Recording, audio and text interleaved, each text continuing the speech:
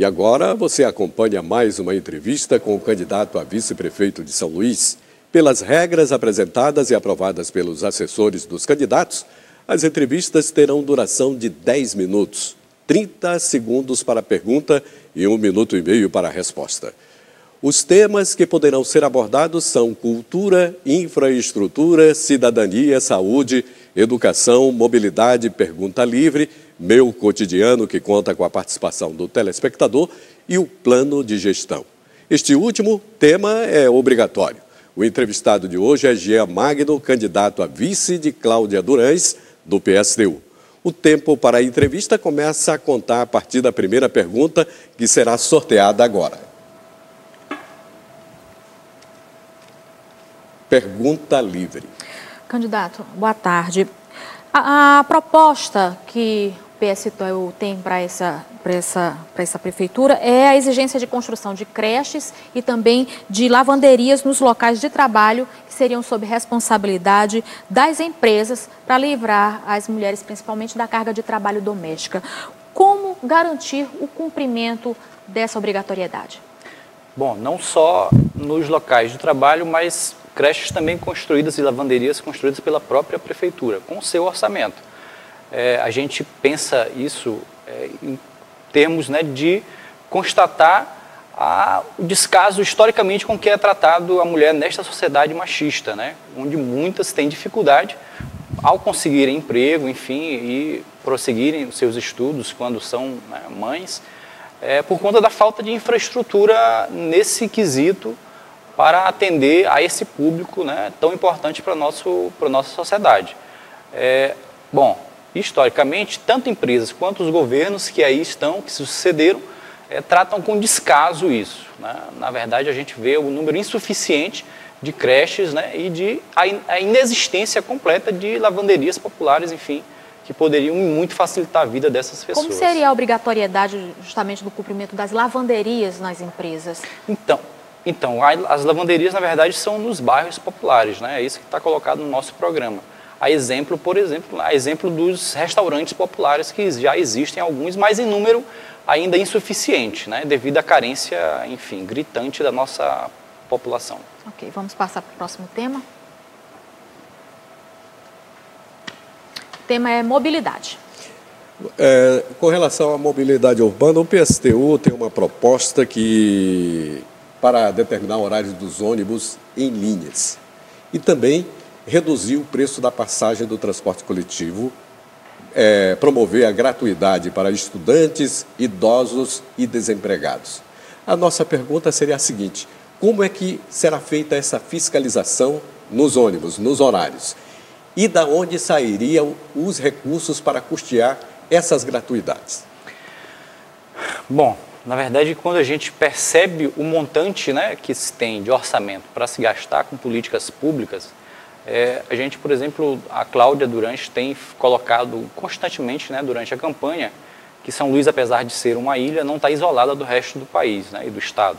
Enfim, e no orçamento federal, por exemplo, a gente tem o absurdo de ter quase 50% do seu orçamento destinado a pagamento de juros, de dívida, de que a gente não sabe nem se existe. Então, na verdade, assim, o que a gente quer é estatizar o sistema de transporte coletivo e que, na verdade, não o lucro, né, seja a principal preocupação aí nesse quesito, mas sim o direito das pessoas de ir e vir. Não é um ônibus num determinado horário que não pode ser colocado, enfim, não pode ser viabilizado porque não daria lucro. Essa não tem que ser a preocupação da prefeitura e não seria a preocupação de uma prefeitura do PSTU. O bem-estar da sociedade, enfim, o direito de ir e vir dos trabalhadores, dos estudantes, da juventude, é que seria o mote, né, da nossa principal preocupação desse quesito. E a gratuidade? A gratuidade é um processo, né, já que a gente, né, quer tirar os tubarões, os empresários do sistema de transporte que só se preocupam com o seu lucro efetivo. Os recursos no orçamento, né, estariam garantidos quando a gente fizer uma auditoria da dívida para saber de onde que vem essa dívida e por que esse absurdo de chegar a quase metade do orçamento para pagamento de juros de dívidas e não efetivamente para custear as políticas públicas que são tão necessárias para a população, transporte inclusive. Agora vamos a mais um tema. saúde. Candidato, a proposta de vocês fala do fim da terceirização dos serviços municipais de saúde. De que forma seria garantido a qualidade nos serviços que seriam oferecidos sem essa terceirização? Na verdade, a terceirização não é sinônimo de qualidade. Terceirização, para o nosso entendimento, é sinônimo de precarização do trabalhador que está prestando esse serviço. Então, o que a gente quer é fazer com que a saúde seja completamente pública e de qualidade. Porque, assim, quando você sucateia tanto a saúde quanto a educação, você, na verdade, está abrindo o mercado, você está governando para o setor da iniciativa privada. O que a gente quer novamente é tirar a iniciativa privada dessa prestação de serviço e aí colocar isso na inteira responsabilidade da prefeitura, enfim, de um orçamento público que esteja efetivamente preocupado com as pessoas e não saber se o sistema está gerando lucros ou não para os empresários, aí que historicamente teria ganham... servidores suficientes para cobrir essa demanda? Servidores concursados, é isso que a gente preconiza, né, com uma administração do PSTU, nada de serviços precarizados, porque quando você precariza o trabalhador, você efetivamente está comprometendo o serviço dele para a sociedade. Com servidores valorizados, com servidores concursados, com servidores com planos de carreira, a gente pode efetivamente construir um serviço público de qualidade nas diversas esferas, educação, saúde, transporte, etc. Ok, vamos para mais um sorteio, mais um tema. O tema é cultura. O PSTU tem alguma proposta para incentivar grupos folclóricos da Ilha de São Luís? Sim, e não só nos momentos, por exemplo, de carnaval e de festa junina. A gente entende que esses movimentos têm que ser, né, incentivados ao longo de todo o ano. Né? E não só para espetacularizar essa dimensão, né, da cultura. A cultura também a gente não pode limitar somente a essas manifestações. É necessário, é preciso respeitar também, por exemplo, o modo de vida, a cultura das comunidades tradicionais, das comunidades da zona rural de São Luís, que estão completamente abandonadas, estão completamente sendo atacadas por megaprojetos, né, econômicos que não respeitam o modo de vida tradicional desse povo. A exemplo do que acontece no Cajueiro, no Taim, enfim, em diversos locais aí da zona rural de São Luís, ameaçadas pela construção de um porto. De que forma que vai desconsiderar todo o modo de vida dessas pessoas. De que modo viria um incentivo para manter essas tradições? O incentivo tem que ser com o orçamento, né? O orçamento que é destinado para a cultura é risível, né?